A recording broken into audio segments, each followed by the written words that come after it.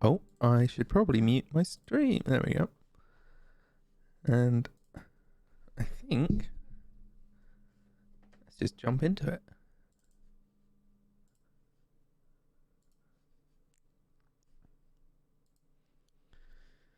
I'm going to be mainly reading this, eating an ice cream, and just doing whatever.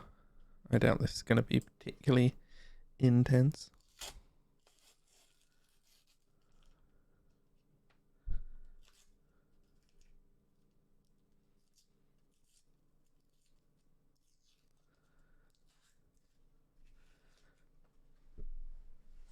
Oh, is it not making noise? There we go. That was weird. Okay. So, I think today, I've already planned it out. And I've already had a look at everything. I think I'm going to do Shizune's route, because it's the most different from the final game. And since we're only doing the alpha, pre-alpha, sort of rebuild, might as well do something that's very different. And, yeah, I've also, in fact, I'm going to go to full screen camera. I'm going to check. I did a mod. They've removed all sort of sexual content from the game. Or from this route. Just in case it comes up. I think it's Act 4, the problematic scene. I'm going to double check that. I'll buy myself some time.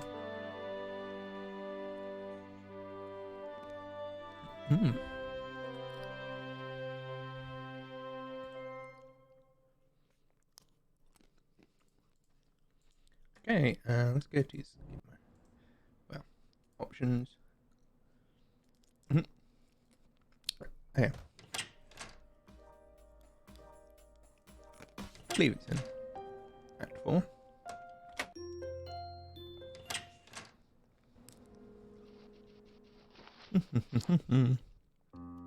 Should have done this before starting the stream, but I always have ice cream, so it doesn't hurt.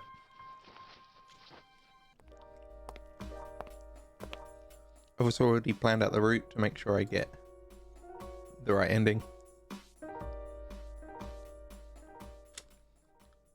So we should be all good.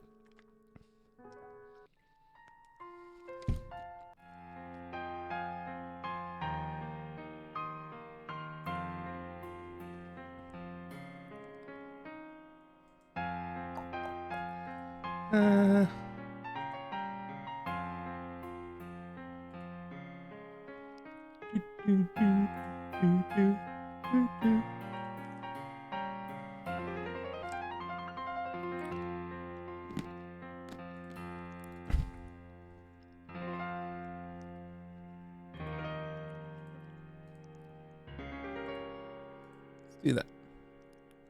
That's fine.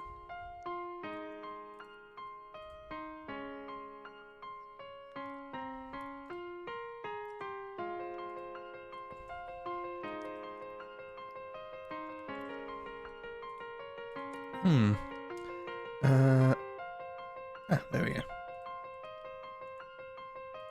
Easy.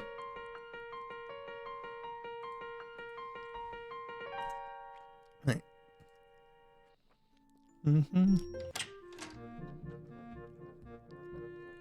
So I believe it's this scene which I'm now in, as you can tell by the music.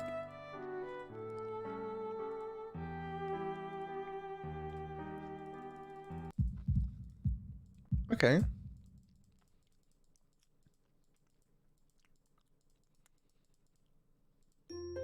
Okay, that did work. I'm still going to probably take it off screen and just do the reading out.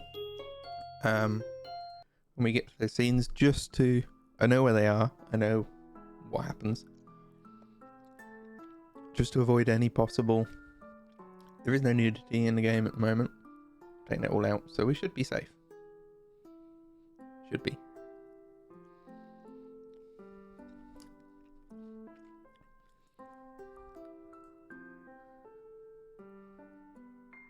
I do love the music to this game.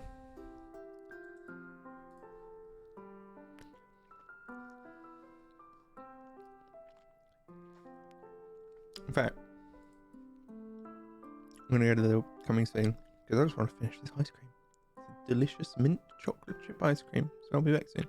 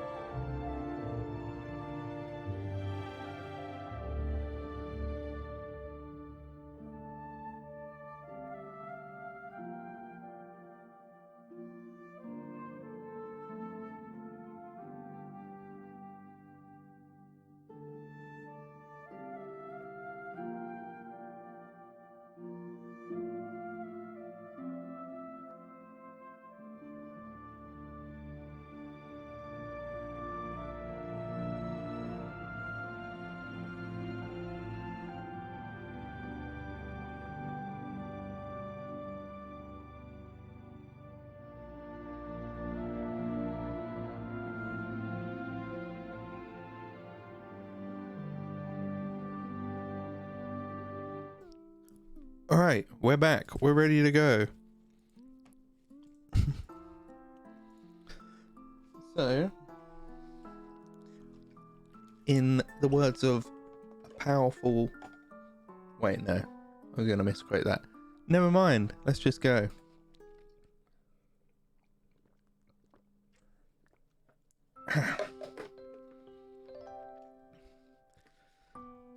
Oh.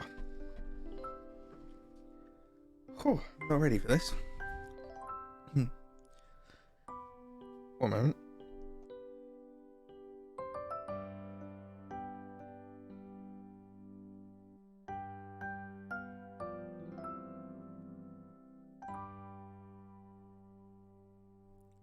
Just noticing that unfortunately the camera looks terrible with the lights off.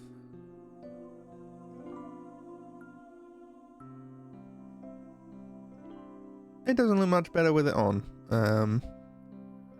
It looks a little better. It's still pretty bad. I'm gonna shrink this. Give it a little.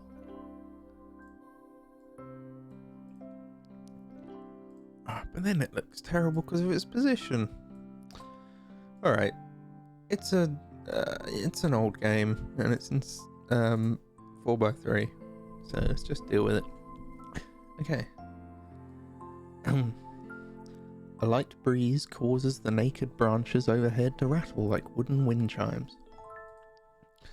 This tree is popular for couples in the summer. The deciduous trees provide a beautiful green canopy, far out of sight of teachers and fellow students. But now, in late winter, it feels like I'm standing under a pile of kindling. I breathe into my cupped hands and rub them together furiously to prevent them from numbing in this cold. Actually, let's go. Take that off. Take that off.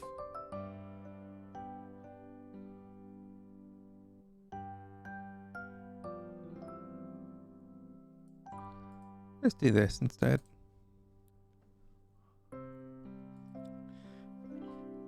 Just how long am I expected to wait out here anyway? I'm sure the note said 4 p.m. Ah yes, the note. Slipped between the pages of my math book while I wasn't looking. As far as cliches go, I'm more of a fan of the letter in the locker, but at least this shows a bit of initiative. As I ponder the meaning of the note, the snowfall gradually thickens. Snowflakes silently falling from white-painted sky are the only sign of time passing in this stagnant world. Their slow descent upon the frozen forest makes it seem like time has slowed to a crawl. The rustling of dry snow underfoot startles me, interrupting the quiet mood. Someone is approaching me from behind. I'm not going to do voices, because I'll be terrible at them. Meh. Hisao, you came? Hisao? Which one do you think it would be? Hisao? You came? A hesitating, barely audible question. However, I recognize the owner of that dainty voice instantly. I feel my heart skip a beat. It's a voice I've listened to hundreds of times, but never as more than an eavesdropper to a conversation. I turn to face this voice, the voice of my dreams, and my heart begins to race.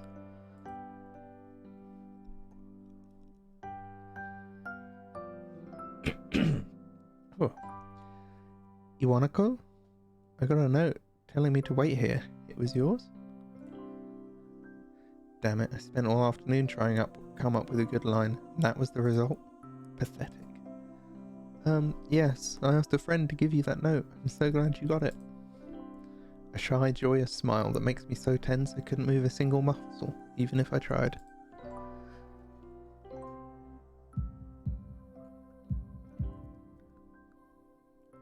My heart is pounding now, as if it were trying to burst out from my chest and claim this girl for itself. So, here we are, out in the cold. Once again, the wind stirs up the branches. The cacophonous noise is music to my ears. Iwanako flinches ever so softly against the gust of wind. As it passes, she rights herself as if supported by some new confidence. Her eyes lock with mine and she lazily twirls her long dark hair around her finger. All the while, the anxious beating of my heart grows louder.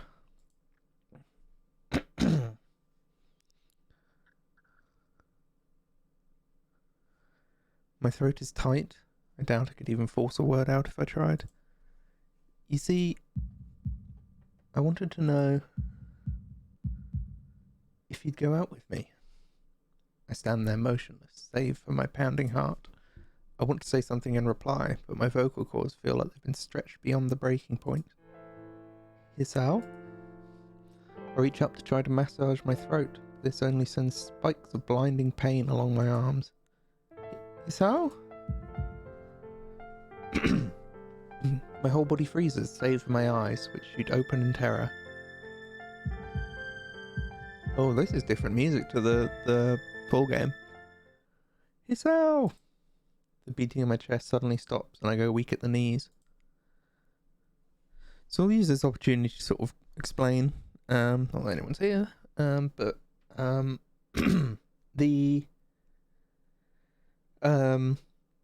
the pre-alpha is effectively a bunch of content that didn't make it to full game. Either it was deemed not good enough or was otherwise scrapped to go in a different direction, or it's just things that became a little bit different in the full game. So there's some different music. I think there might be a couple of older sprites dotted around, and all the backgrounds, and a lot of the plot arcs are very different. There's extra scenes in some. I think that Rin's extra scenes in the pre-alpha are great. I think Shizune's route in the pre-alpha is great. Probably goes from the worst one in the actual completed game to in the pre-alpha. Probably my favourite. And lots of other stuff that is completely different, or just little bits and pieces. And so little things like that music's a bit different from the full game. I think the music is on the whole in the pre-alpha worse. The Katawa Shoujo music is great, so into it. Sorry, I've just eaten, so I'm very phlegmy.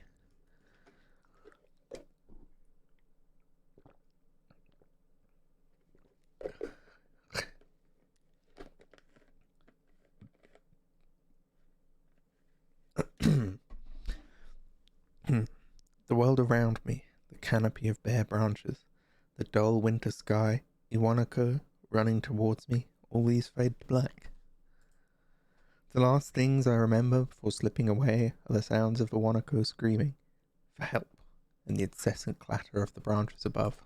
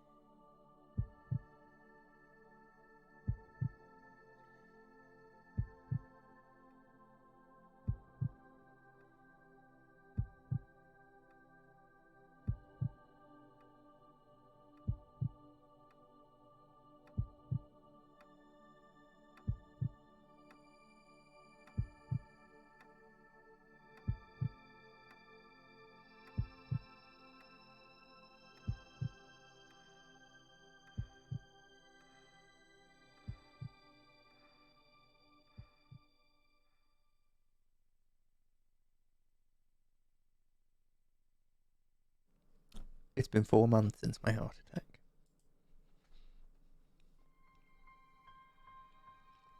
In that whole time, I can probably count the times I've left this hospital room unsupervised on one hand. 4 months is a pretty long time when you're left alone with your thoughts, so I've had plenty of time to come to terms with my situation. Arrhythmia. A strange word, a foreign, alien one that you don't want to be in the same room with. A rare condition. It causes the heart to act erratically and occasionally beat way too fast. It can be fatal. Apparently I've had it for a long time. I said it was a miracle that I was able to go on so long without anything happening. Turn the music down a bit. It's a little sharp. The highs are a bit high, but I can't adjust that, so let's just turn the overall volume down.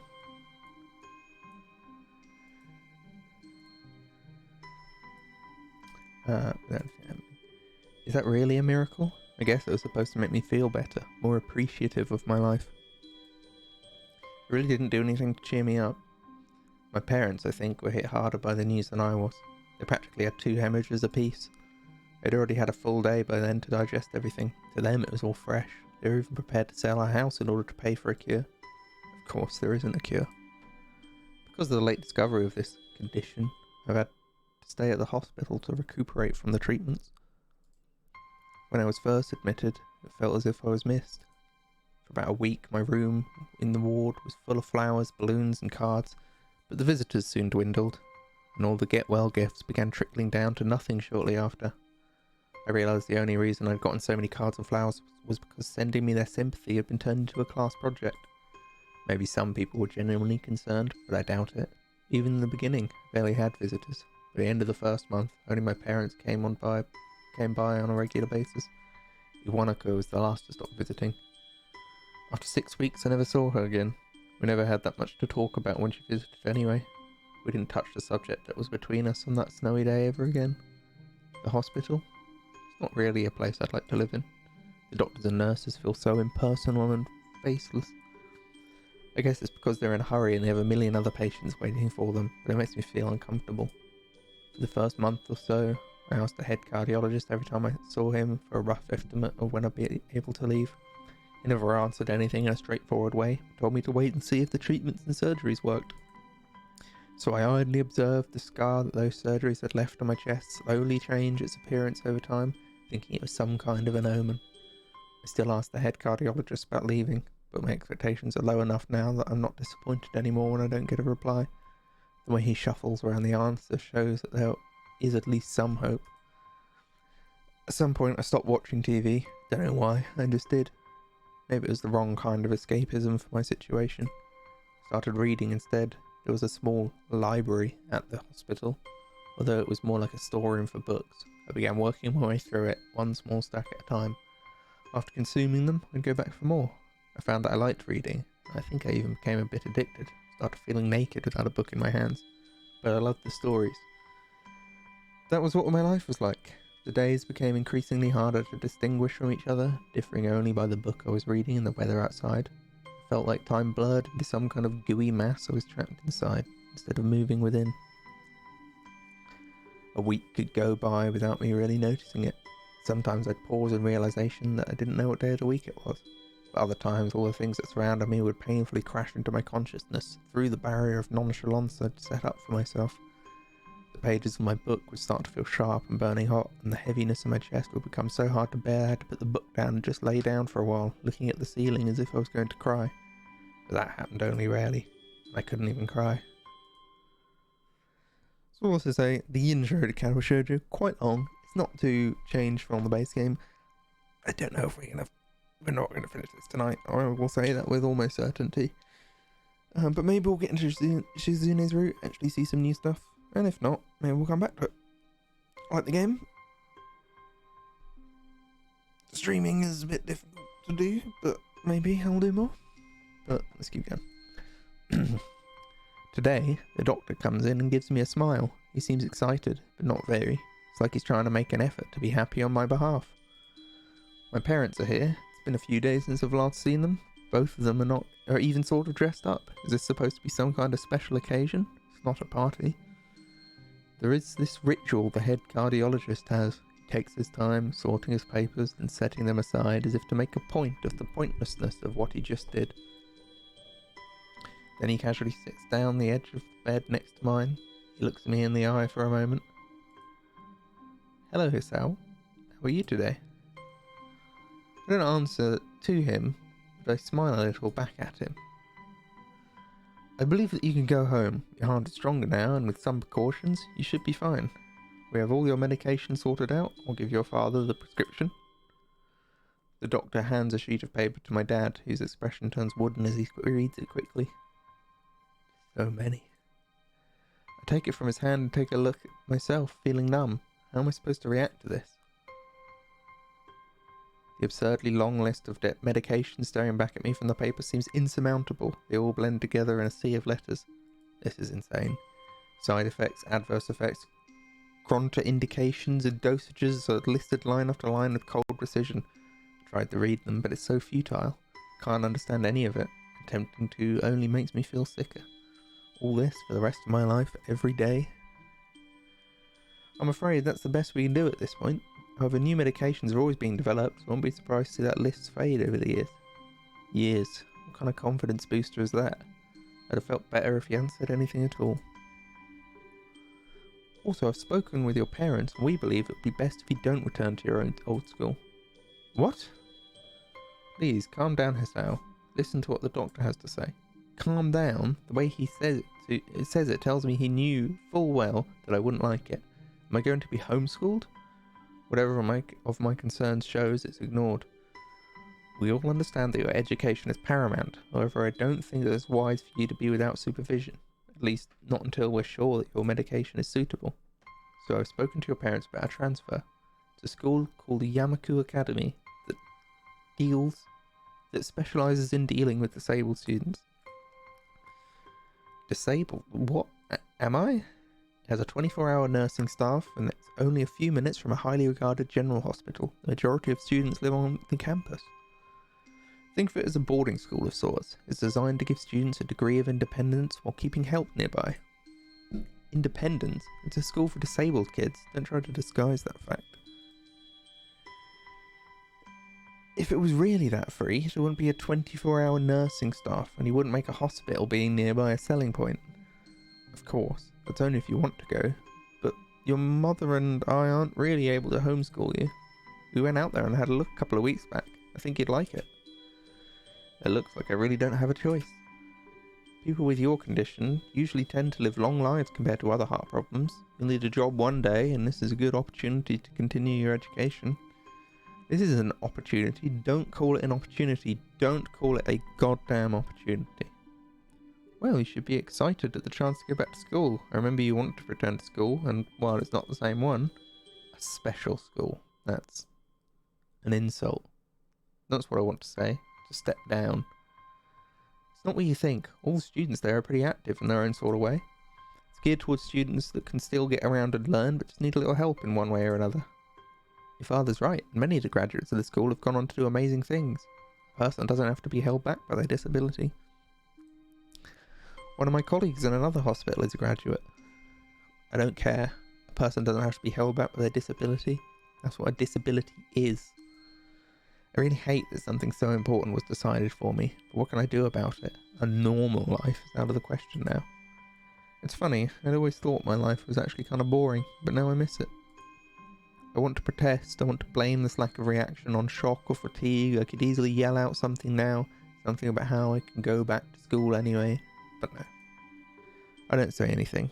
The fact is that I know now it's futile. I look around the room, feeling very tired of all this. The hospital, doctors, my condition, everything.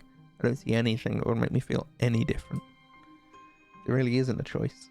I know this. But the thought of going to a disabled school, what are those even like? As much as I try and put a positive spin on this, it's very difficult. But let me try. A clean slate isn't a bad thing. That's all I can think of to get me through this. At least, I still have something. Even if it's a special school, it's something. It's a fresh start, and my life isn't over. It would be a mistake to just resign myself to thinking that. At the very least, I'll try to see what my new life will look like.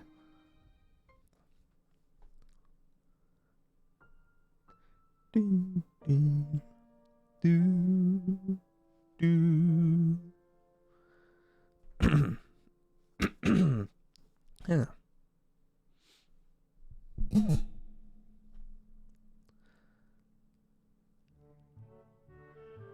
The gate looked far too pompous for what it was. This is part of the game really over-explaining things again, but of this game. It kind of trails off after the intro, but I guess it's a lot of set dressing.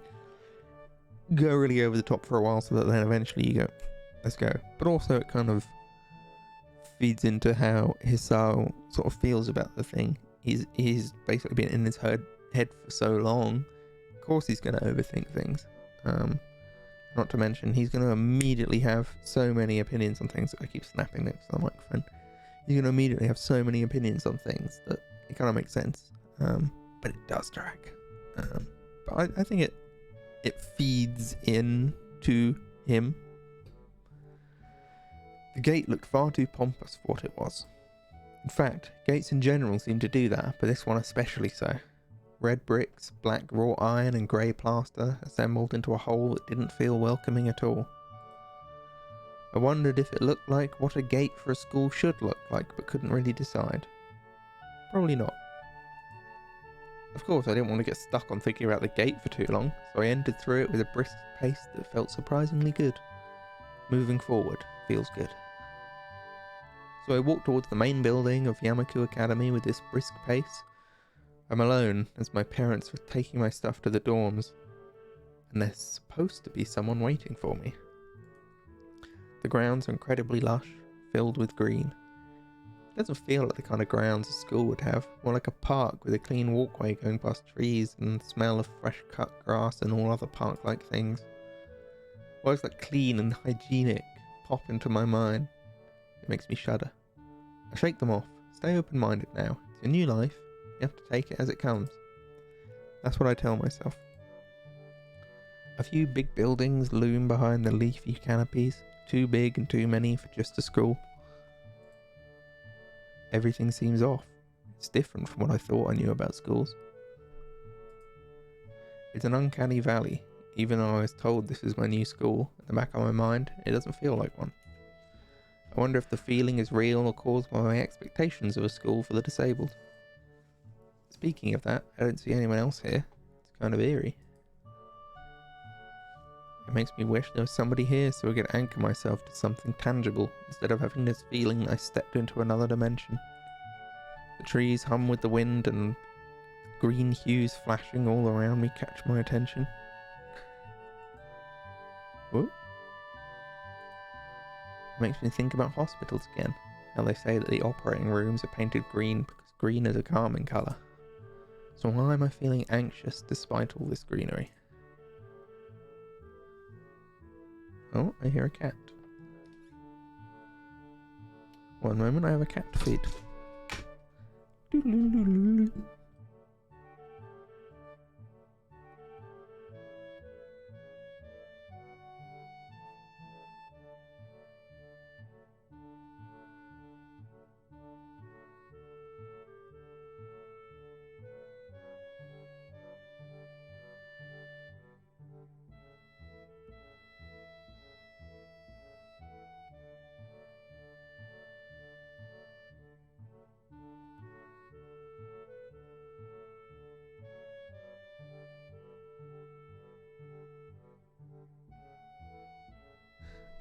Alright, we're back.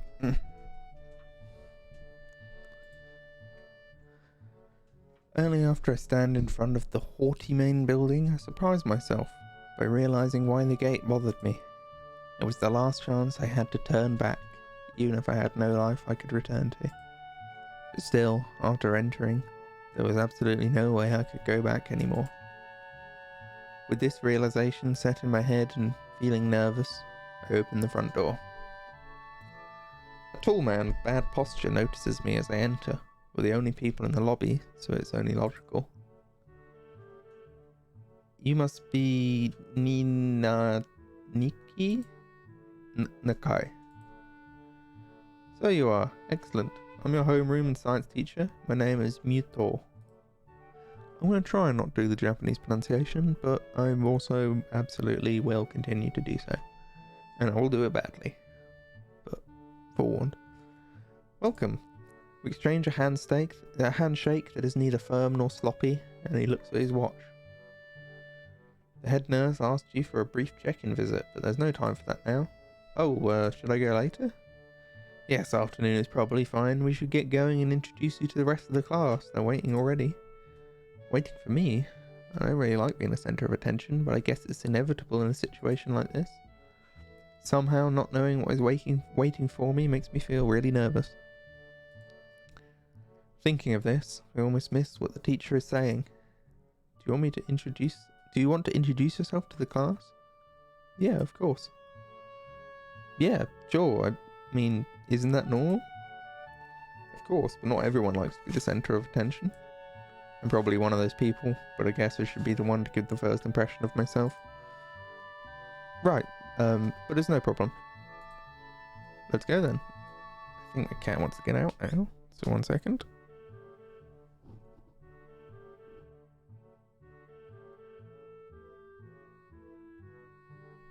Actually, he just wants to sit on my desk and stare at me, so we can deal with that. Let's go then. My heart is pounding in my chest and it keeps me thinking about my condition as I follow the teacher up the stairs. The third door down the third floor corridor is marked as the classroom for class 3-3. Makes sense. Muto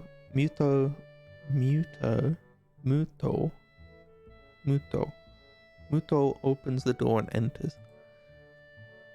Good morning, everyone. Sorry I'm late again. I hesitate for a split second at the door, freezing on the spot. Get a grip. This is a big step, I know that, but there isn't any point in worrying so much about it, at least not this soon. The cat's trying to bite me. He started developing this idea that he wants to play fight by biting people. No! One moment. I'm going to mute and deal with him.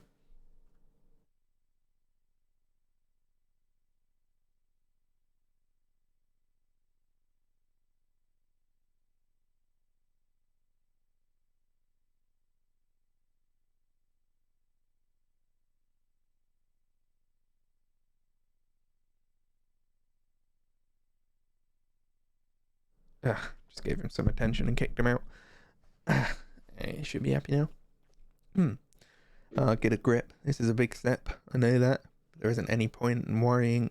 There isn't any point to worrying so much about it. At least not this soon. I think this is different in the full game. And I think these 4 characters in the alpha are a reference, but they're a different reference than in the full game. I think they're both references. I don't know. But I know that's the thing. But don't watch enough anime to know. I follow the teacher into the classroom and look around, partially so I won't have to meet the curious gazes of my new classmates. It's pretty spacious, the ceiling is unusually high and there's lots of space left over around and in between the desks. So I'm just looking at everyone else that's coming into view and seeing if any of those references. Here we go, best girl.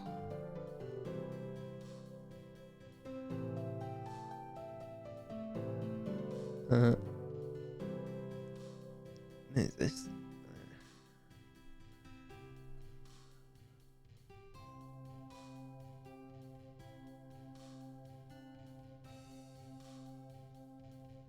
Just wait for the pan to complete. No reason. An entire wall is taken up by blackboards, and the high, old-fashioned windows set at head level only make it seem larger. The students' desks are just standard wooden desks with a half shelf underneath for books and wood chairs with metal frames. Simple and efficient.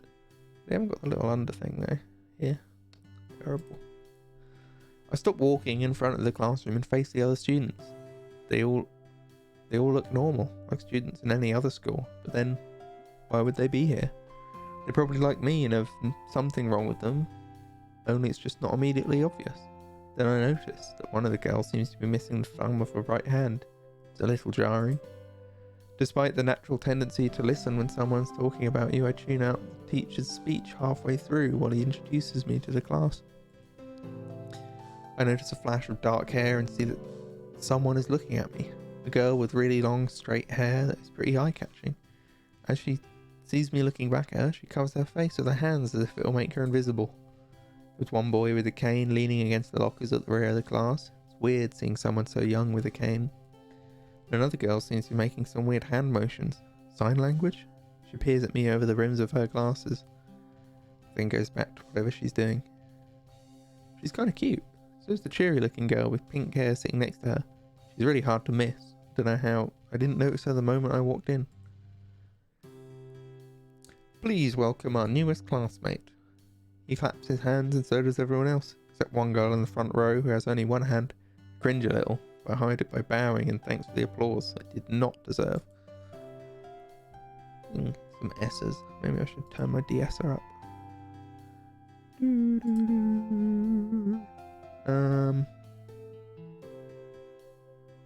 De-esser, let's turn it up slightly. Oh, a ton. Then we'll save all that stuff. There we go. The collective silence tells me that I should open my mouth now. So I'm Hisao Nakai, and after that, my hobbies are reading and soccer. I hope to get along well with everyone, even though I'm a new student. And after that, being so boring. This is exactly like every self-introduction ever. I should say something more exciting. I end up saying nothing and the teacher picks up from there. Everyone seems to be satisfied with what little I said though. A few girls are whispering to each other, throwing glances at me. Could have gone worse. I listen to the teacher as he drones about getting along while letting my gaze sweep across the classroom. Everyone seems to be listening to him intently, and when he's done, they clap their hands again, which feels like a weird thing to do.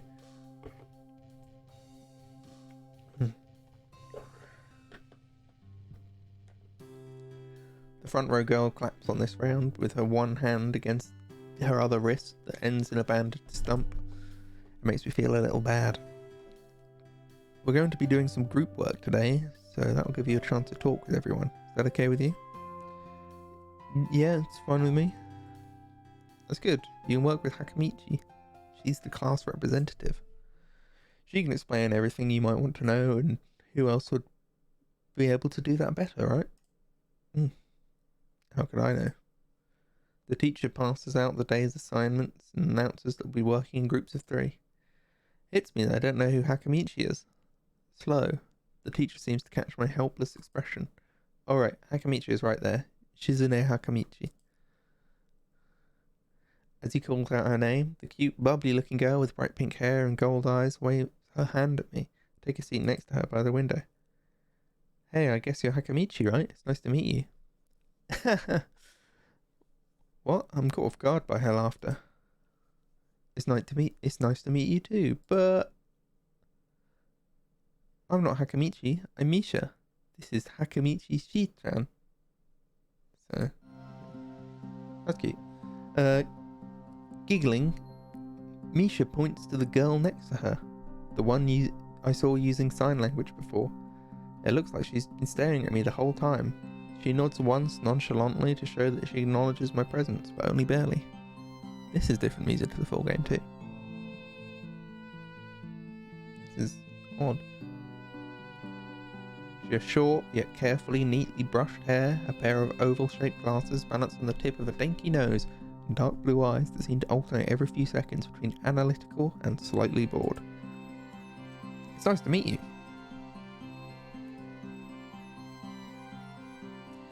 She immediately looks at Misha, who smiles and makes a few quick gestures with her hands. Hakamichi nods and makes a few gestures of her own. I start to wonder if the teacher was messing with me, saying things like, "You'll be able to talk to people, and who better to explain things to you?" I can see you're a little confused, right? But I understand why you would think I was Shi-chan. Shi-chan is deaf. So, not deaf. That'd be an interesting spin. Shi-chan is deaf, and so I'm the person who translates things back and forth for her. I'm like an interpreter. She says it's nice to meet you too. You're the new student, aren't you? Well, Shi-chan, of course. You're the new student, aren't you? Well, Shi-chan, of course he is. If he wasn't, he would have been standing up there for no reason, right? Right? He seems like a very interesting person, doesn't he? We knew there was going to be a new student, but we didn't know you would be here today. So soon, He-chan, right? He-chan? Yep, it fits, doesn't it? Did I say it out loud? It's just a surprise. I've never liked that nickname. This music's odd. It sounds like it's something that's been reversed. I don't really see how. It fits. You look just like I imagined. Yeah, you look just like a He-chan. I wonder why everyone seems to think so. Hakamichi taps her fingers on the desk to get Misha's attention. They gesture back and forth to each other excitedly, their hands a blur. Misha seems a little overwhelmed. Sorry about that. Shi-chan wants you to know that she's the class rep, so if there's anything you need to know, you can feel free to ask her. Do you like the school so far? We can show you around a little if you hadn't had time to walk around and familiarise yourself with it. Misha stumbles with the hard word a bit, making it stick out in an otherwise fluid translation. Thanks, that would be pretty helpful. Yeah, I just kind of came straight to class today. That's no good. You should always try to learn as much as you can about where you're going before you get there. Not just with school either. Always, even if it's a trip to the convenience store. Really, Shi-chan? Learn about where you're going? I guess I didn't bother to do that, or just didn't care enough. Or just didn't care enough to do so. Well, the weird like speaking between the two makes this a little... I didn't look forward to this, even if I committed myself to go along with it half-heartedly, but anyway. I didn't say anything. Misha signed something that ends in a shrug. What was that? Seems like it was about me. I feel like I'm slumping over in my seat. Both of them are smiling, but that shrug hit me unexpectedly deep. You look down, are you okay? Don't take it the wrong way, please. I hate it when people are afraid to ask questions. That's how people learn things, by asking. Asking for help is perfectly normal, as much as needing help. Stop looking like you just failed a test. Wahahaha. She does that a lot. Alright. Oh, and another thing. You don't have to call Shi-chan something so formal like Hakamichi or class rep all the time. Just call her Shi-chan. Okay, maybe that's too casual. Maybe Shizune would be more appropriate. Yep. Shizune is fine. Okay, that would be a lot easier for me. I feel a lot more at ease. Both of them seem so friendly, so I feel like an idiot for being so apprehensive earlier. Especially about Shizune, who I assume would be all business. Well, she still seems like that, just less so, I guess. Huh? Oh, right, we haven't even touched the assignment. We should start work now, or Shi-chan will get mad. The assignment is also kind of long, so we should start now if we want to finish it before the end of class. Wahahaha, that too. I'm not going to do the laughs properly. I refuse. Shizune glares at the two of us impatiently. I don't need to know sign language to understand that. Okay, I get the message. Have a drink.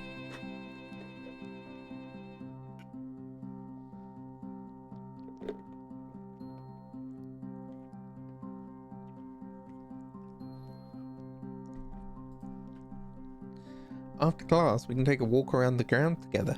It's a nice day today, okay? The assignment is actually very challenging to get through, combining aspects of being both difficult and unnecessarily long. Still, we finish it a few minutes earlier than anyone else in the class, despite our later start. Shizune and Misha are really capable. They're quite different though. The class rep is as calm and professional as she looks, while Misha is a lot more playful and girlish, not to mention a little more easily distracted. To be honest, the two of them did most of the work. I feel guilty about that. The clock tower bells ring, signaling the end of the period. Time for lunch.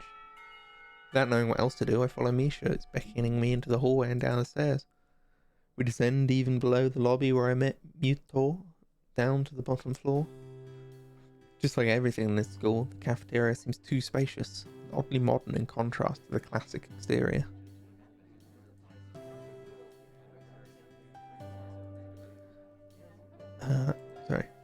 Its big arched windows give to the courtyard towards the main gate. It's the cafeteria. Her enthusiastic statement of the obvious makes people around us stare.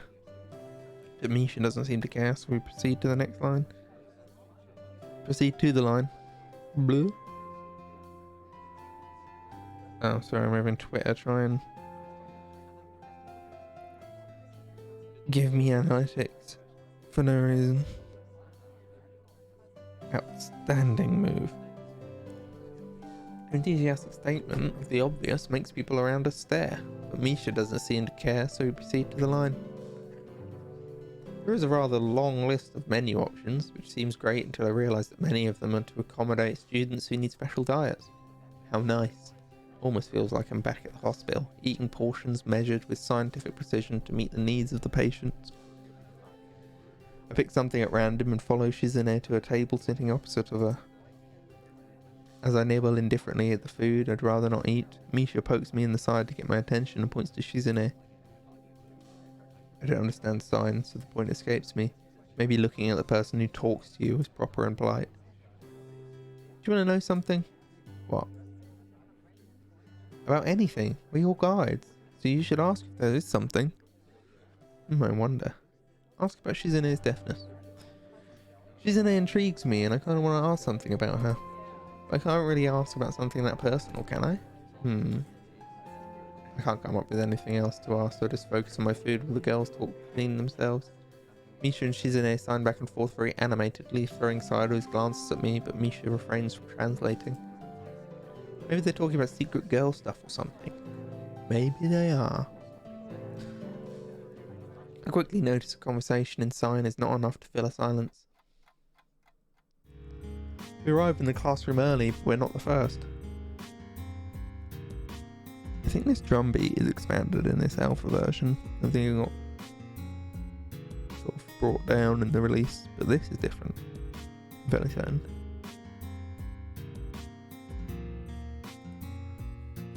That dark-haired girl I noticed before is slumped over her desk at the last row. She jumps a little when Misha crashes into the room with the elegance of a rhino.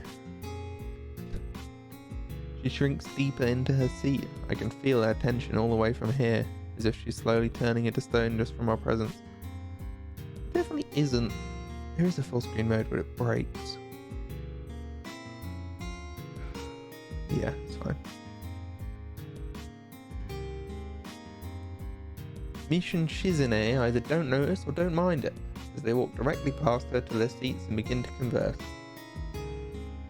I'm left wondering about her, even when the classroom slowly fills with other students and finally the teacher. Getting into the rhythm of... Okay, this is a very odd part. Getting into the rhythm of school feels strange, it's as if my brain remembers how this is done, but my body doesn't. Towards the end of the class, I start yawning and counting the minutes left. I shouldn't be this tired on my first day of school. Maybe it's the long time spent in the hospital that made me like this, or even feeling physically weak and lifeless. Before long, the final bell rings. School is finally over for the day. Beside me, Misha and Shizune are having a short... Oh. Apologies. Beside me, Misha and Shizune are having a short conversation. After a while of deliberation, Misha turns to me. Unfortunately, we can't stay and show you around today, Hee-chan. We've got to hurry already, since there's a lot of work for us to do. You'll find your way around here, I'm sure of it. Wait. The teacher said I'd have to see the nurse. Where do I have to go? Is that so? We can at least show you that much. Come on, the nurses have their own building, so we have to go outside. We join the flow of students making their way down the stairwell and outside, with the girls pointing out other senior classrooms in the same hallway as ours. When we get outside, the girls make their way to the smaller building right next to the school. It's built in the same style, so it looks like it's actually part of the main building. This is the auxiliary building here. There's a lot of official and important stuff inside, like the Yamaku Foundation office and all the nurses' offices. They even have a swimming pool. How is that official? Don't be silly, Hee-chan. It's for physical therapy, of course.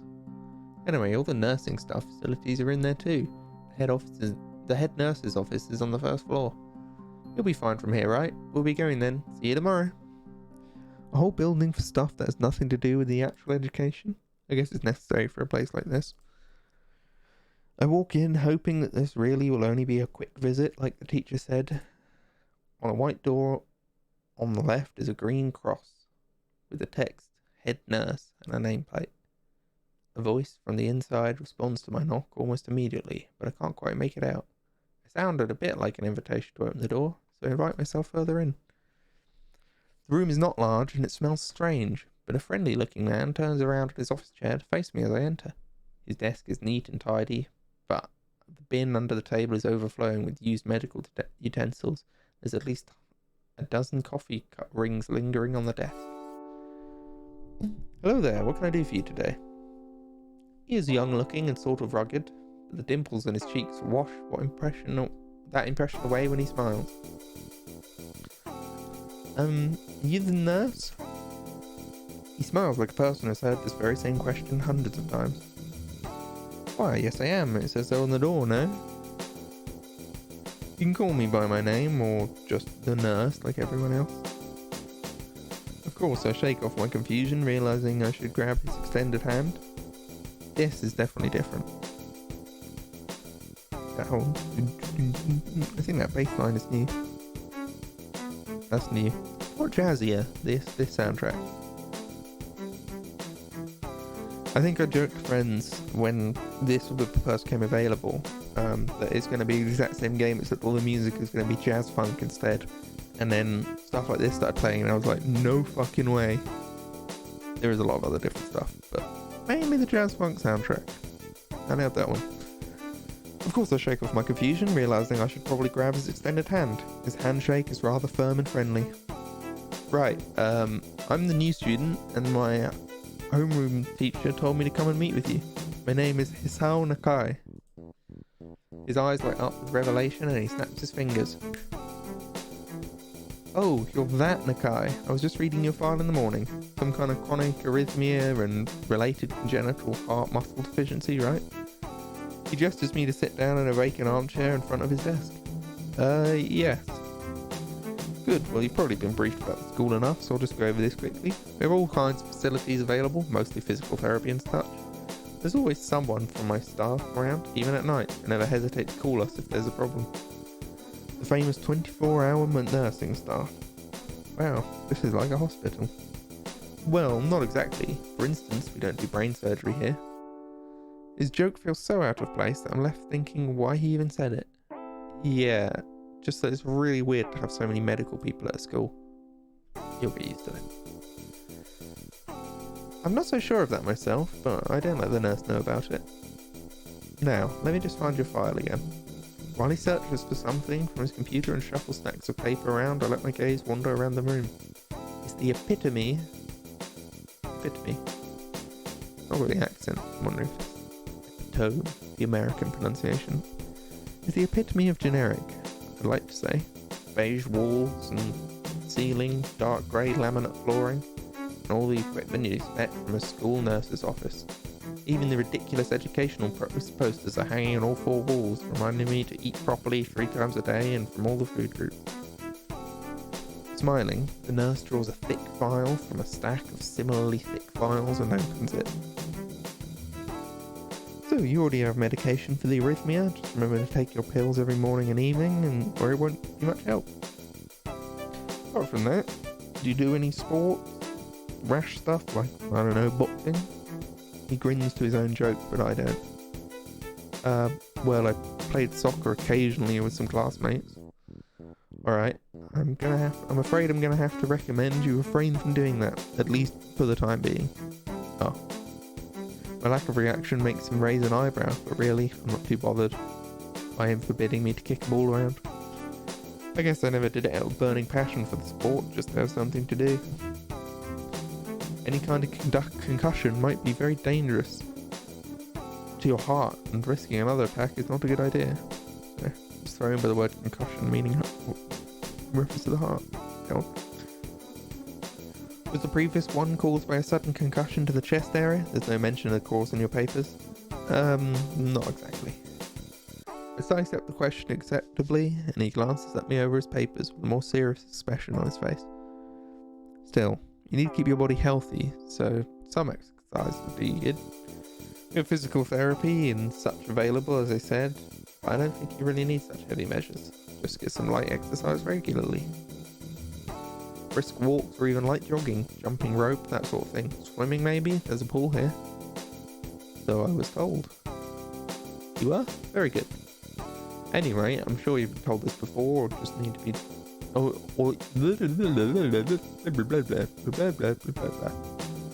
Anyway, I'm sure you've been told this before. You just need to take care not to overexert yourself.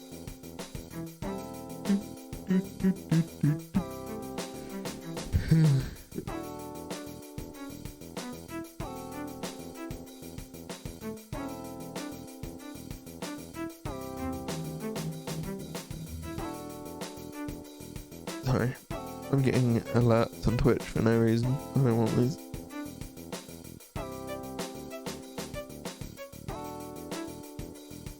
Yeah.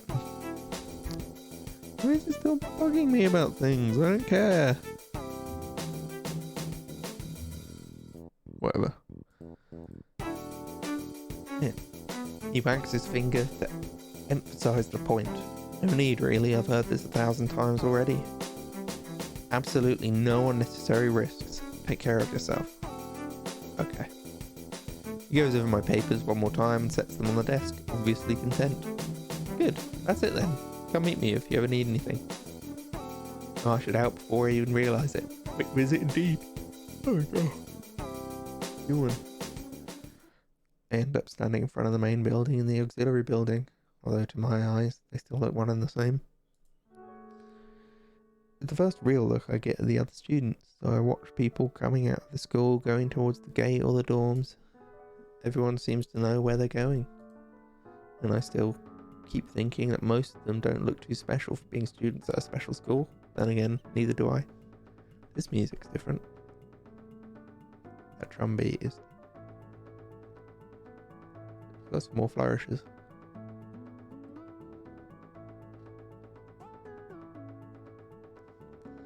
That guitar is a lot twangier and a lot more synthetic.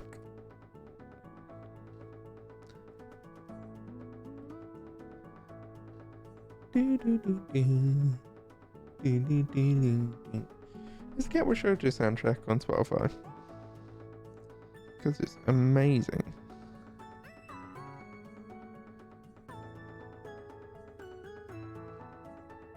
Look.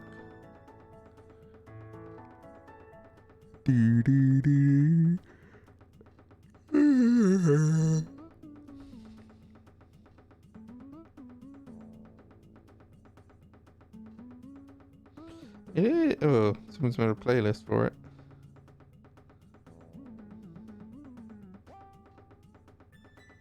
Not available on my device. What?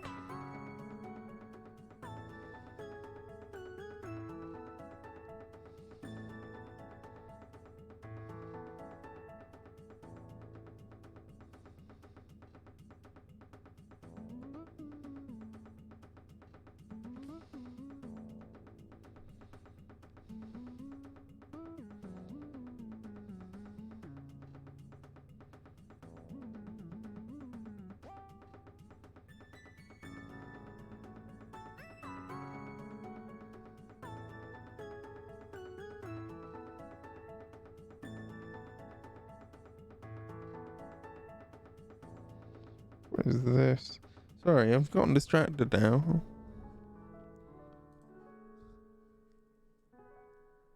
No, I'm having Discord messages. Go away. I'm in streamer mode, but still go away. Oh yeah.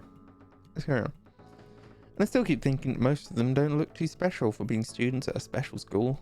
Then again, neither do I. Does that make me one of them? One of us? I should go somewhere too, to prevent me from getting lost. It's around dinner time, but I feel tired instead of hungry. The weariness in me only grows as I trudge towards the dorms, set a little way apart from the main building complex. There's a garden of sorts between the school and the dorms, shrubbery, flowers, and that overbearing smell of fresh cut grass that fills the atmosphere. It dawns on my tired mind that the smell feels novel, because I haven't been outside at all for so long. The dorm building is big and made of red brick. Like the others, it feels too pompous for what it is, so I push forward, going inside. It takes more time than necessary to fish out the key it was given from my pocket. Room 119. Despite the ornate exterior, the inside of the dorm is fairly new, functional, and boring. Just like the main building, the halls and doors are wide to accommodate wheelchairs.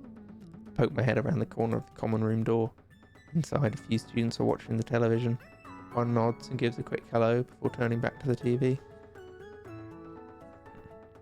Seems like the only girls around here are so... It seems like... Seems that only the girls around here are sociable. I suppose that's perfectly fine with me. I climb the stairs to the upper floor. Here, small corridors branch off from the main hallway. Each of these minor halls seems to have a toilet and a shower as well as 4 rooms. But halfway down the hall I spy room 119. The nameplates on the doors adjacent to mine are blank. I guess there are just 2 of us here. Light shines from below the door of room 117. Huh.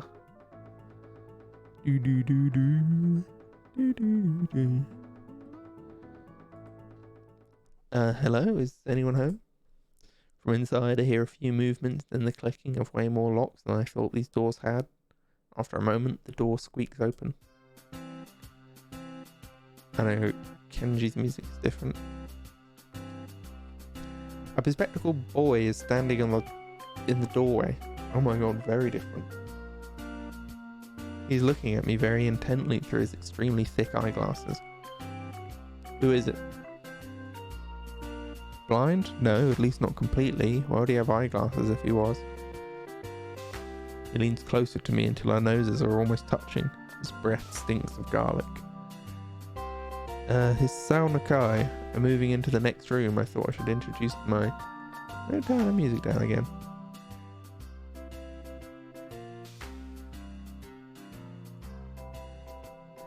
I thought I should introduce my... His face suddenly brightens in realization and he stands back upright, thrusting his hand out in a smiling greeting, almost straight to my diaphragm. Oh, sup dude, the name's Kenji. Hi. I take Kenji's sweaty hand and shake it, still a little rattled by the sudden change of attitude and vehement welcome. There was some suspicious looking people going in and out of your room earlier. It was probably my parents. Your parents? You sure? Because they could have been other people too. Can't judge a book by its cover. His out-of-place proverb is left hanging between us awkwardly as I try to think of some way to respond. I'd say the chances are high enough. He shudders and makes some exaggerated hand gestures. You're a brave man, Hisao. Me, I don't think I could trust the chances. The only one I trust is myself. Does that mean I shouldn't get to know you either? He thinks about this for a while. A wise decision. Damn, you're smarter than you look. Probably. What do you look like? I hope not smart. He squints his eyes and leans closer again, but I lean backwards to dodge it. Never mind, doesn't matter. With that, he turns, fumbles around for a moment in search of the door handle, and shuts the door behind him. I slide the key into the lock of the room marked 119. Bleak beige walls, white linen, a desk made of some type of light wood, ugly curtains. It's no one's room. Impersonal, like my hospital room was. My bags are sitting at the foot of my bed, looking a lot emptier than they did this morning. The closet is sitting open, stocked with my clothes. Though it seems like there are a number of school uniforms hanging there as well. A note is pinned to the sleeve of one of the shirts. Hi, Hee-chan. We've unpacked your things and made your bed. They said that if these don't fit, then you should go to the office tomorrow. If you have any problems, you can always call us. Love, Mum and Dad. Well, at least I don't have to worry about unpacking. I kind of hoped I would have. Then there would be something to do. It's still too early. I put the note down on the desktop and lie down on the bed, feeling drained. Lying there makes me want to read something, but I have nothing with me. I wonder if the hospital conditioned me for wanting to read whenever I have nothing to do. The restless urge just keeps growing until I have to stand up. Maybe it's stress or something. I was pretty nervous about it before coming and for the entire day too. I still am, I think. Damn, I have to distract myself somehow so I won't have the sun natural all the time. So I won't be the sun natural all the time. Tomorrow, I'll go borrow some books from the library. Yeah, I'll do that. But for now, bottles of medication neatly arranged on my night table catch my eye. I pick one up and shake it, just to hear the contents rattle inside, and then read the glued-on pharmacy label. Saunakai, 2 tablets daily to stay alive. It doesn't really say that, but it could just as well. It's kind of twisted, having your life depend on chemicals like this. I resent it a little. What choice do I have? With a sigh, I begin my new daily ritual of taking the right number of pills from each bottle, being careful to check the correct dosages.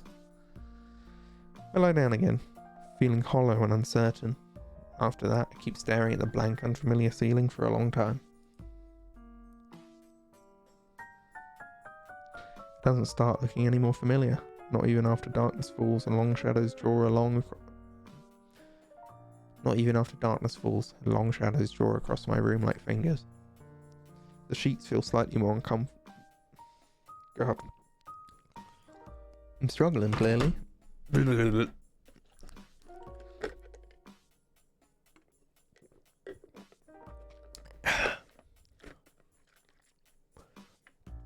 The sheets feel slightly more comfortable, warm and nest-like against the chill that passes for room temperature here.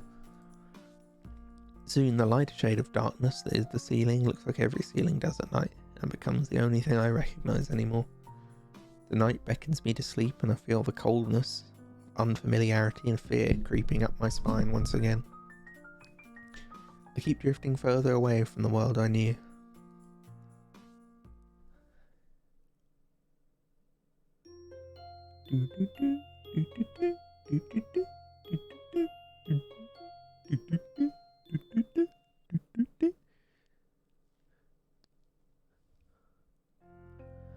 I wake up in a strange room.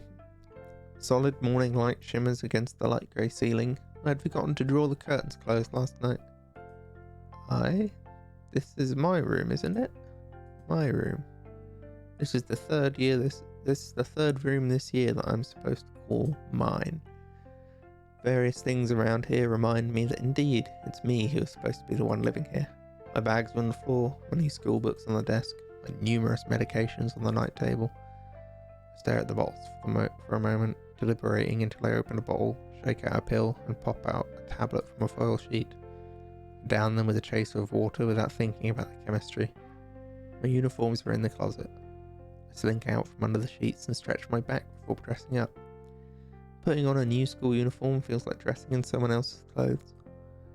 The artificial smell of generic detergent invades my nose, but the feeling of fresh cloth against my back is a good one, a natural one. It feels like a school uniform, as it should. It's not much different from what I used to wear before. That goes for other things too. So far, this place seems more or less like a normal school, except for the people. I think back to my talk with Kenji yesterday, Misha's constant laughter, and Shizune's sweeping sign language gestures. Well, I've only met 3 students so far. Maybe they aren't that normal, but I'm sure others are. Or perhaps people like them, or what passes for normal around here. Yeah, what does pass for normal here? What do people do? I didn't see a lot of kids hanging around after classes yesterday, so maybe there are clubs. If so, wonder if I should join one. All through class, the question remains on my mind, so I decided to ask Shizune about it when we split into groups. After all, she did say if I had anything I wanted to know, I should ask her. She crosses her arms and shifts her gaze slowly to Misha, who looks more preoccupied with trying to grind the eraser of her pencil down so that the top is perfect and evenly flat.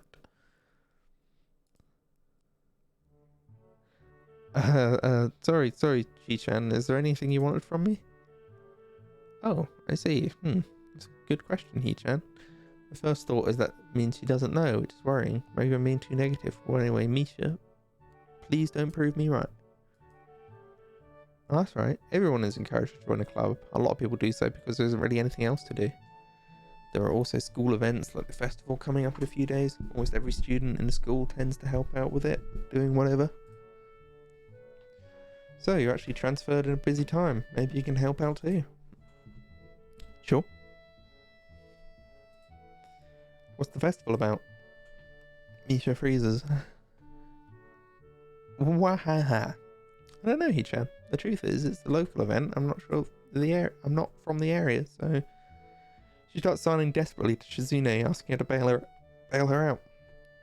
Shizune adjusts her glasses at the end of an oddly grandiose flourish and starts signing hard and heavy.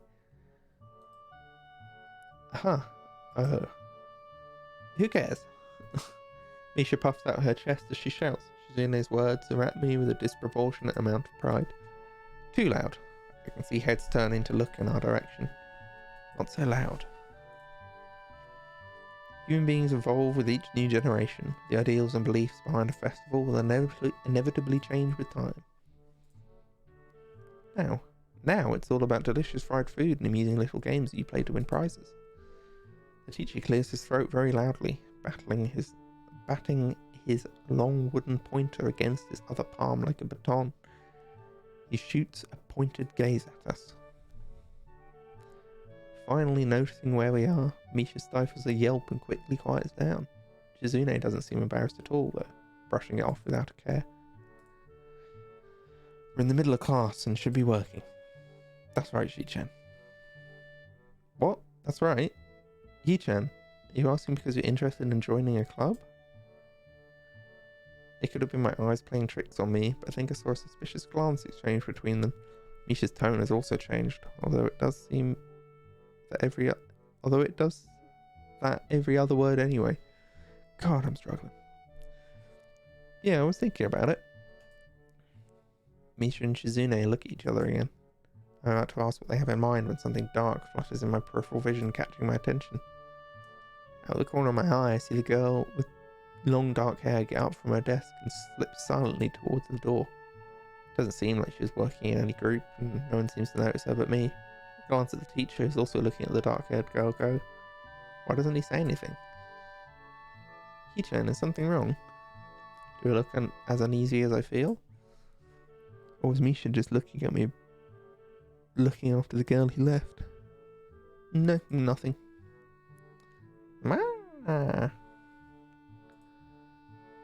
Okay, well, like we were asking, you don't have any plans for lunch today, do you? I thought we'd go to the library to pick up some books. Not really. Do you want to have lunch together then? Sure. Yay! Wahaha! Okay, Hichan. Perfect. The rest of class passes uneventfully. The girl with the long hair never came back. Before I have the time to put any more thought into where she could have gone, the teacher informs us that it's time to stop working. Shizune looks more than a little annoyed that we only just barely managed to finish all our work on time. I'm just glad we finished it at all. It's not a contest or anything. Yes, it is, Hichan. Impossible. Really? Really? I've noticed this before. It's kind of funny how Misha is always moving her hands and signing not only everything she says, but what anyone else is saying at any given time. Obviously, it must be so Shizune can understand it, and eyes dart back and forth between Misha's hands and me. I don't know who I'm supposed to be looking at. I'm talking to Misha, but that might be wrong. Maybe I should face Shizune. I'm used to looking in the direction of the person whose voice I'm hearing, but really, Shizune can't hear me. But it would be disrespectful to talk to her only through Misha. Then again, isn't that what she's doing? No. She's at least looking at me. This is all very confusing and will take some time to get used to. It's not a contest, because contests are competitions over a prize. There's no prize on the line, it's not really a contest. Shizune's eyes flash dangerously with a competitive glare. She stares at me, as if surprised I'm challenging her. I think maybe this is a contest to her. I never noticed before how dark and blue her eyes are. It's truly an alluring gaze. Are you sure, Hee-chan?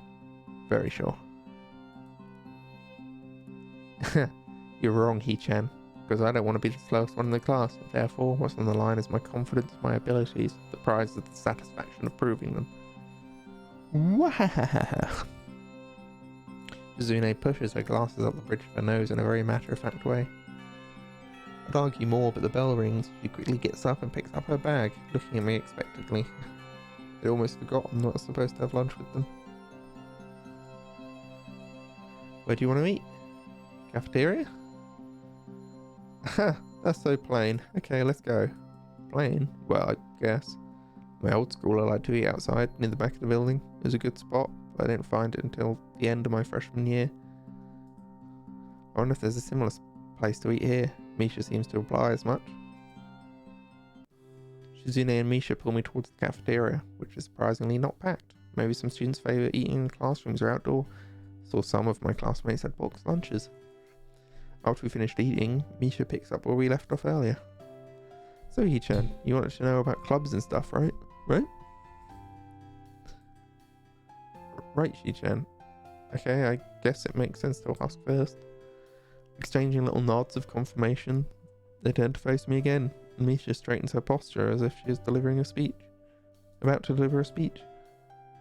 Hee-chan, do you have anything you're really interested in? I used to play soccer, but I'm not really interested in it. I don't follow the teams and players or anything like that. As of late, I usually just read a lot.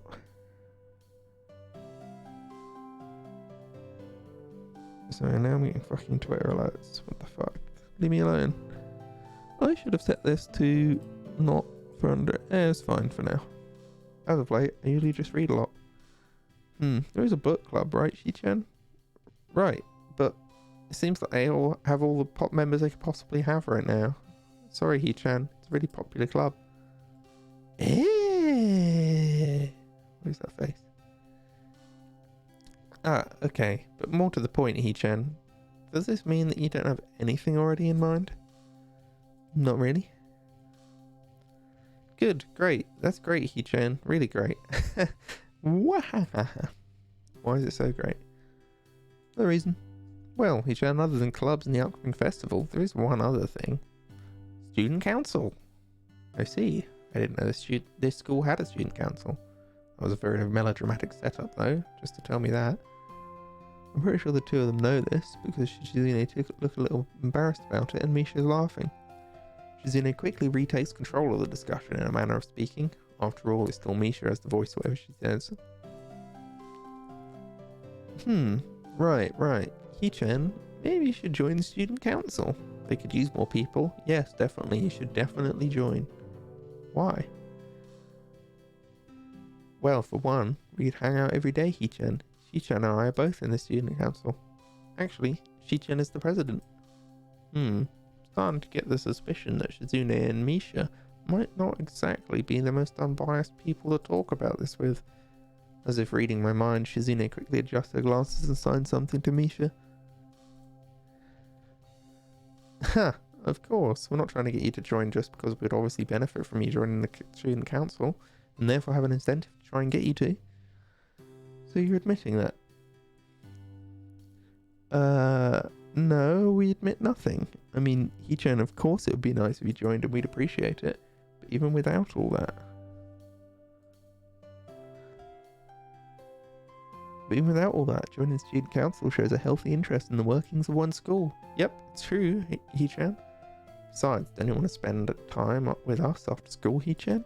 I can't tell if she's being genuine or if she's just really good acting. Both of them seem to be trying hard to look their cutest, although they are already pretty cute to begin with. Well... So it's settled then. Welcome to the student council, Hee-chan. What? No, no! See, Shi-chan? Of course it wouldn't go so easily. Yep, that's right. It would be boring if it went that smoothly. Oh well, Shi-chan owes me candy now. You were betting on it? Hey, my life's not a game here. Shizune seems very intrigued by this when Misha signs it to her. The aggressive glint returns to her eyes. That's interesting, Hee-chan. Let's play a game. That's not what I said. How about rich man, poor man, Hee-chan? If you lose, you have to join the student council. No, absolutely not. Oh, why not? Well, because you two have the same incentive, right? And therefore the same goal, which is to get me to join the student council, right? Yep. Yeah, that isn't my goal. But what this means is that both of you can team up, and I'll be at a clear disadvantage, so I'll have to decline. Hee-chan, I'm very offended. Are you saying you don't trust us? And that we would pull something so disingenuous? That makes me sad. Sorry? It's hard to tell where Shizune's influence ends and Misha's thoughts begin. In order to atone for hurting a young girl's feelings, you should definitely join the student council. No. How about a game of paper football instead of rich man, poor man? Paper football? Yeah, it's a game they play in America. You make a paper triangle, then you try and shoot it past goalpost that the other person makes with their finger. Isn't it cool? It's the ultimate form of competition between two people, Hee-chan. And it's also played by elementary and middle school children, Hee-chan. Wahahaha. That makes it a game that really separates the boys from the men. More like the boys from the slightly older boys. Anyway, I'm not going to play that either. Just the fact you know about it means you're probably surprisingly good at it. Yeah, that's true. How did you know, Hee-chan? Shizune frowns at Misha, telling me that she probably wasn't supposed to admit that so readily. I wouldn't say that I'm happy with their attempts to get me into the student council. I'm a little curious about what the student council does here. I've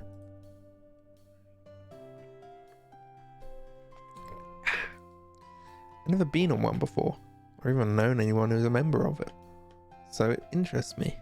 I also kind of like Shizune and Misha, so maybe it wouldn't be so bad. Okay, Hee-chan, how about Risk, the game of world domination? I don't know what that is. It's really fun, Hee-chan. You fight for control of the world with armies and everything. Sounds like Shizune would be good at it. If you want to play, we can after school. Ah, really, Shi-chan? We can play just for fun. Shi-chan hasn't played in a long time, so if you want to, there are no strings attached. Well, okay. Okay, perfect. See you after school in the student council room then, Hee-chan. Wait, why there? Because that's where we keep the game. Wah! I grimace to tell them how much I do not like this, but it's more for show than anything. So in the end I agree, but only after getting Shizune to acknowledge that I don't mean anything. It doesn't mean... Hang on. So in the end I agree, but only after getting Shizune to acknowledge that I don't mean anything concrete, just by accepting to take a look around and play a game with her. Lunch ends and we go back to class. During afternoon classes, the long-haired girl comes back and sits down in her seat without a word. Again, no one seems to notice, or if they do, no one says anything. I want to ask Misha about it, but I want to be nosy. After school, Shizune and Misha quickly find me by the first floor lobby and latch onto me, covering each flank in case I might try to escape. I feel a little offended, but I'm considering it. Nevertheless, I'm a bit disturbed that... Oh, hang on. Yeah, there we go. I'm a bit disturbed that enough people have made a break for it in the past that now they're on their guard. What's with the escort? It doesn't make me feel very comfortable. In fact, it makes me feel like a dangerous prisoner being transported to his cell. Wahahaha. What's wrong, Hee-chan? That's right. We're just going to play a game of Risk, remember? I don't know, Misha. This all seems a little sinister to me. I start thinking that when we sit down to play the game, they'll tie me down and torture me until I agree to join the student council. Well, that's highly unlikely, but still, for some reason it just seems like it would be so plausible. Getting to the student council room is as simple as turning 2 corners from where we started. What? That's it? This makes you guys being so on top of me seem a little silly. That's not true, Hee-chan. Shi-chan says that when their life is threatened, people have been shown capable of pulling off superhuman bursts of speed. Life is threatened. Her expression unchanging, Misha signs something amusedly to Shizune, who makes a baffling face and puts her hands behind her back, looking pleased with herself. Misha feigns deafness and hums cheerily. Stop that. I know you heard me. You have no excuse other than like Shizune. Shizune opens the door to the student council room. It's a very plain, sparsely decorated room, although it is quite large, maybe even a little larger than a classroom. There's a big table in the centre surrounded by chairs, and a smaller desk prominently placed in the back that I assume is Shizune's. There are a few regular desks and chairs stacked up to one side as well. Extras, perhaps? Aside from the tables and chairs, the room doesn't have much else to offer, just a couple of filing cabinets and bookshelves stacked with old school records and documents. Not much else. In fact, nothing else. This is a pretty bleak room. They could at least put a potted plant in here or something, but the most notable thing that this room doesn't have is other people. Are we early? No? What do you mean no? Does it mean no one else is coming today? Yep, that's right. Before I managed to ask why that's the case, Shizune claps her hands together very energetically. Hee-chan, let's play Risk. Come on, you promised, didn't you? You have to. Okay. Do you want to know the rules? I can explain to you while we set everything up. While Misha is talking, Shizune takes out what looks like a board game from behind one of the filing cabinets and throws it on the table. Actually, this looks kind of interesting. After Misha spends a little too long for her liking running through the basics with a somewhat vague and confusing tutorial, Shizune cuts in and declares the game has started with a decisive motion, slicing her arm through the air. Shizune's aggressiveness is rubbing off on me. I start feeling more competitiveness than I intended to be when I agreed with her. Halfway into the game, while I try to ponder how to defend against Shizune's assault from 2 fronts, she breaks my concentration by drumming her fingers on the table to get my attention. Shi-chan wants you to know that you're taking too long to make a move. Shi-chan also says that she'll let you keep Australia if you agree to join the student council. I thought this was a game with no strings attached. Just the fact she'll dangle that over my head as an offer means that she knows I care about the outcome of this game. And anyway, no. Shi-chan admires your fighting spirit and would be a benevolent dictator who will spare your people if you agree to join the student council. You're so competitive, Shizune. She seems to take this as a compliment. I would expect the student council president to be a little more magnanimous. Magnanimous? She doesn't seem to know what the word means or how it's signed, so she pulls out a piece of paper and writes it to Shizune, who in return signs it back to Misha. Misha presses her index fingers against her temple, as if trying to physically imprint the word into her memory. Suddenly, Shizune bursts into a flurry of gestures. Misha looks daunted by the pace of her heated signing. Wait, please just slow down, Shi-chan. Shi-chan says you're going to lose. Tell her I will crush her world empire with my rebellion. Okay. Those eyes of her shine with childlike mischief. That's one way to put it.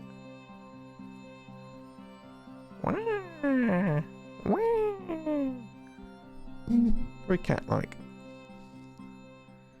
She says you have no chance if you keep playing like this. No, you won't. She has a point. Attack aggressively. She's either really mocking me or trying to trick me. Nothing else to lose though, so I might as well try something different. Maybe if I spread out my forces and try to control more territories, I can recoup the advantage.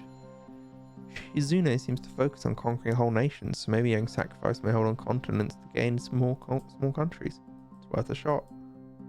A few turns later, I end up losing the game anyway. Shizune adjusts her glasses victoriously, and allows herself to tentatively pump a fist in the air in celebration. I win, yay. No need to translate that. That was pretty clear. Don't look so sad, Hee-chan. You're really giving your best. That's what I thought.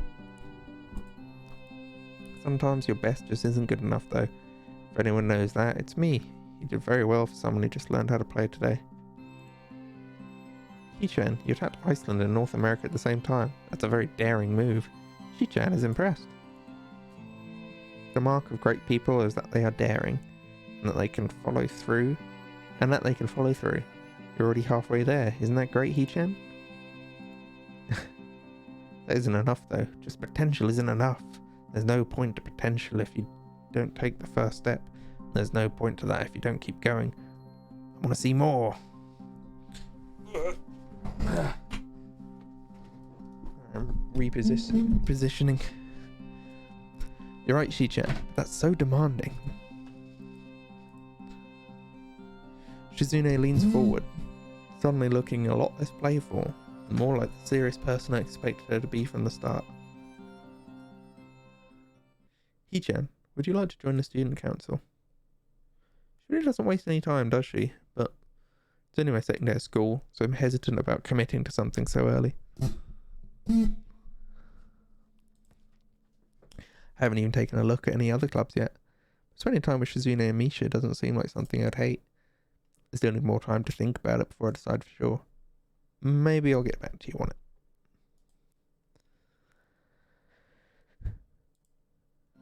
Okay, Hee-chan, but I hope you're not just saying that so we don't feel bad. No, really. Really? Hee-chan, if you're going to say that, you're saying that it's really definitely the truth and there can't be any mistaking it. I know. I guess I should have my revenge for losing at the very least. Shizune smiles at that in a mischievous way that feels like twisting the knife in the wound of my loss. I take a glance at the clock on the wall and realise I spent far too long playing Risk than I expected. Far longer playing Risk than I expected. Sorry, I think I have to go. I want to go to the library. It's not closed yet, is it? Shizune scratches her head and gestures at Misha. How hard can it be to determine whether the library is open? There's a clock right there on the wall. It should be, unless the librarian is absent. I think you're right, Hee-chan. We think the library is open. It's on the second floor. Can't miss it. Do you want us to show you where it is? No thanks. It's okay. See you tomorrow. Bye-bye. One flight of stairs, and I run into problems. Second floor hallway is a carbon copy of the third floor one. Wide, of course, and plain like hallways can be. Only hallways can be. The problem is that the library's whereabouts is not as easily determined as one would think. The classrooms are marked with signs stating which class they belong to, but then there's a plethora of other unmarked rooms. Is the library one of them? Or is it just somewhere down the hallway? I bet on the latter and choose my direction at random. After I turn around the corner, an unmarked door draws my attention because it's not closed. It's not open either, though, just barely ajar, so I can see it's open and nothing else. It would make sense for the library door to be invitingly open. While this one is not quite that, it's good enough. At the very least, it means that someone is inside and I can ask for directions, no matter how embarrassing that is. I gingerly push on the centre of the door with my fingertips, every muscle of my arm ready to pull back at a moment's notice. The feeling of being an outside this school can't be shaken from my mind, so much so that I instinctively fear doing something wrong by entering. The door slowly creaks as if groaning from a deep sleep, though it's much easier to open than I'd anticipated. Leaning over and poking my head ever further inside to gain sight of the room as fast as possible, the meek "hello" on my lips is quickly snatched away.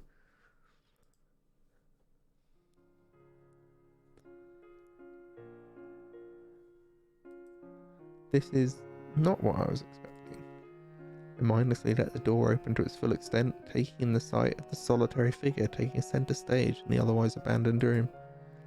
The situation steals my voice, leaving me standing at the doorway, staring at the beautiful girl. Evidently, having taken her time to assess the situation, the girl gently puts down her teacup and opens her eyes, but doesn't look at me. Hello there. May I help you? Staring directly in front of herself, the movements of her lips seem to break the silence rather than the words. However, it's the soft, measured voice that reminds me she's a being separate from the room itself. Not only is she likely the tallest girl I've ever laid eyes on, but even amongst the foreigners I've met, she's strikingly distinct. Hi. Sorry for intruding. I was just kind of lost.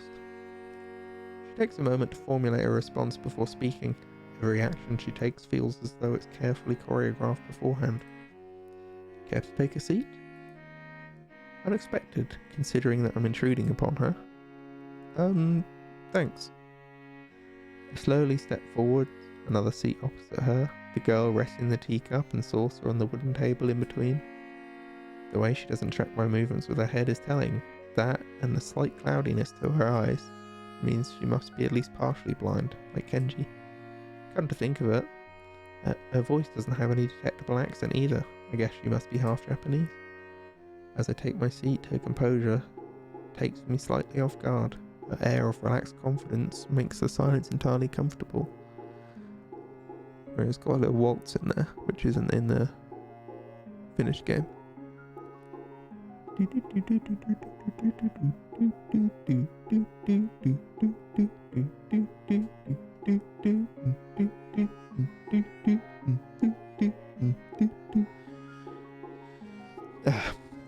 The calming atmosphere is so very different from the student council office. I take it you're a new student to Yamaku? Yeah, I just transferred in yesterday. I get the distinct feeling my speech patterns don't match the formality of hers, accentuated by her restrained bow of greeting. One which I hasten to match before realizing the futility of the action. I'm Lily Sato. Pleased to meet you. Isao Nakai. She gives a nod before gesturing roughly in the direction of her teacup. Would you care for a drink? Sure. As much as it pains me, I can't keep step with her formality in the proceedings. She gives a kind nod, taking the request in stride. Without another word, she steps off the chair and prepares a second cup of tea from a collection of supplies laid out along a shelf. A brush here, a brush there, her left hand often lightly touching the side of whichever container she's pouring into. Seems to be a process she's followed dozens of times before. As I lean sideways to see around her back, she seems to be using her long dainty finger to measure the right amount of water in the cup. It's one thing to see the different disabilities the student council have, but it's quite another to see how everyone seems to adapt. Shizune and Misha have no problem working together to communicate to me, and Lily herself seems to have some workarounds for problems I'd never thought of. While I feel slightly guilty about her doing the work, she seems pleased to be following the correct process of the offer of preparing the drink. Moment. Yeah.